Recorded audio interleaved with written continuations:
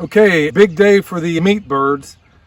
And at the same time, we're going to be conducting a few experiments. So they went from the brooder to the barn because we had so many things on our plate, not the least of which being all these beehives in the background here. We had to spend a lot of time building them. So we didn't necessarily have time to build the chicken tractor we wanted. Anyway, here we are. This is their first day on pasture. Now, we took them out yesterday evening and we put them in their chicken tractor over here. And let me just kind of go through a few things that are kind of important in the way we do it. Now, when we first take them out, a little technique I developed before was instead of using electro fence, we use it in addition to snow fence. Now, the snow fence I like to get has little tiny holes that these guys can't get through. But for some reason, they changed the design on that and they make these giant holes in there that I can't use anymore. So we're going back to the old method that we used to do, which is taking a long poultry net and doubling it on itself. So what we do is on the second wrap, we take the one on the inside, throw it on the outside, the one on the outside, we throw it on the inside. So it makes a pretty tight fit.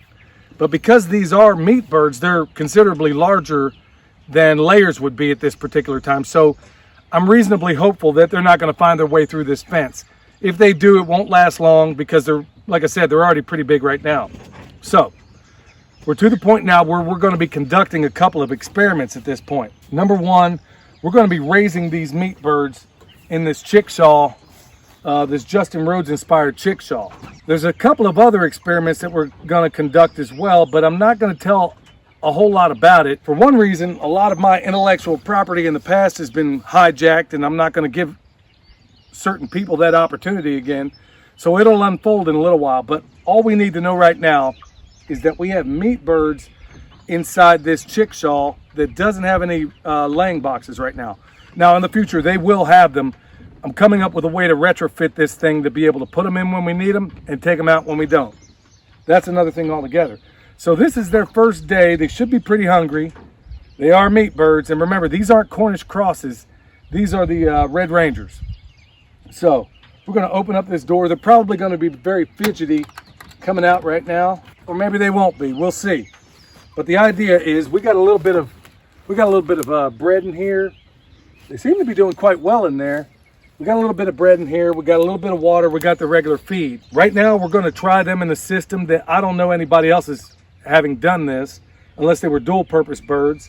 But we're going to use this chickshaw to let these guys out, and hopefully we'll see what happens. But like I said, in the future, stay tuned, because we're going to be, if this works out the way I hope, then this is going to transform into something else, and I think you're going to find that pretty darn interesting. Okay, in this particular place, I could go ahead and do the tethering system that I explained in a few videos back, where we have a hot wire coming from a main spot, and it's an AC charger. It comes all the way down that hill, and then we attach tethers as we need them to whatever fence we need. Now I could do that, but it's quite a ways over there, and I don't have any number 14 wire that I normally use. But I do have this remote thing that I haven't used in quite a while. So we're going to take this down here. It should be pretty much ready to go. Now this has nowhere near the punch that I typically like, but these are little birds and we don't need a whole lot. So we're going to get this in the ground. It's simple. I mean, just minutes and this thing's ready to rock and roll. So, all right. So we got this Premier 1 charger, and I haven't used it in a while. Got mixed feelings about it, but for the most part, I like it. Now, it's really this simple. Let me put this off to the side somewhere. Okay, you're gonna have a couple of leads coming off of here. One's red, one's black. The red is gonna go to your fence. The black is gonna go to your ground rod. And there's a previous video back in Texas where I showed you how to drive a ground rod in a few seconds. Well, in this particular case, I don't need a really big ground rod. I could use something longer, but this is what the previous owners left here, so we're going to keep it. So here's your black lead. Here's your red lead. Now we're going to tie this to the end of the fence that already comes. All this is coming from Premier 1. They make decent stuff. So bam, that's on there. Now we want to make sure all of our leads are connected eventually. They are. And this thing is turned off. So we'll go back to doing the old driving the ground rod. What's this? I don't know, 3-4 feet. And we're going to ground this. I'm going to make a little divot in the ground. We're going to make a little hole in the ground, put a little water in it. Probably get muddy doing this. And then we're going to do, remember, do not do this on your house.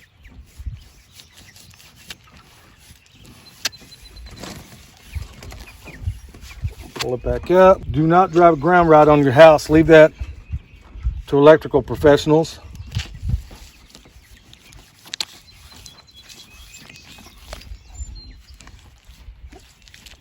Okay, that's plenty good enough. Now, black lead goes to your ground. Now, I got this in case I needed it. I knew I wouldn't, but here we are. Close the lid on this sucker. Okay, so we're gonna let the sun really get this thing going for us. One thing I do like about this thing is that if you need to do any work, I mean, it's right here. I don't need to go all the way up to the source or any of that. Now, I have done this tethering system in the past where I've had alligator clips on it, and it works. Now, it's just a matter of turning it on. Now, this thing's hot. Just like that. Okay, here we are, day 2, and the birds are a bit more acclimated. Instead of having to kind of shoo them out of their little house over here, their chicken tractor, they made their own way out, so that's improvement. Now in the evenings, typically it takes about 3 days for them to realize where they need to go to sleep, and we'll have to shoo them in, and it'll get better every day. So now I'm introducing a combination of regular grit and chick grit, and they can pretty much make a determination of what it is they want. Now I typically put these in a feeder, but I decided to try out this little galvanized mini bucket, and it's really going to be nothing more than got a couple of holes drilled in the side so they don't collect with water, and then I'm just going to put a couple of tent stakes in here, and we'll see how that works. These guys are down here working on some of the leftover feed yesterday, and we're also trying to introduce them into other things, which at this point has me just slightly concerned that all this bread that we've broken up in here, they haven't quite figured out what it is, whereas in the past with other birds, it doesn't really require much explanation. They pretty much will go after anything you put in. But the good thing is that they're going after everything green, and that is a wonderful virtue. And I see them even working on bugs. So instead of that little round feeder you saw yesterday, we're going to go to this other flat feeder that I made a while back, and it has a day's rations in it. So it's small enough and it's low profile enough to where I'll stick it out here for now, let them work on it, and then ultimately I'll stick it under this chicken tractor to keep it out of the rain. Okay. This is a new thing all together for these guys. So these guys, it's not taking them long to figure out what's in here. It's a totally different system, but they're a quick study. One thing I do like about these birds, so I got basically a day's rations in here, along with, it was William's idea to put some bread in there too, hoping that maybe they'll work on that. But it's part of an experiment we're conducting here, and like I said, that will unfold over time. So it's off to the races. These guys they'll stay in their chicken tractor, and we'll move them just, the space of that tractor every day while they're small. It's not that critical right now, but ultimately they will cover more and more space.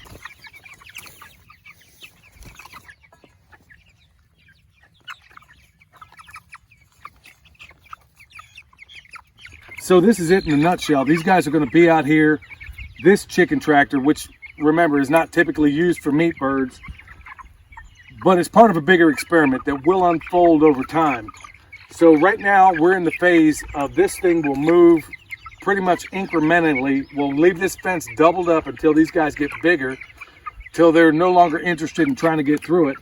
But in the meantime, this thing will move basically 6 feet a day till they get bigger. And then they're going to transition into something else if this experiment unfolds the way I hope it does. So until the next update, This is Billy, the permaculture pimp daddy from Perma Pastures Farm. We'll see you next time.